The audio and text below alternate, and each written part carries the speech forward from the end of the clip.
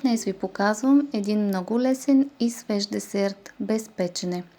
За него използвах 300 г кисело мляко, 125 г крема сирене, 2 супени лъжици мед, мюсли бисквитки и ягоди.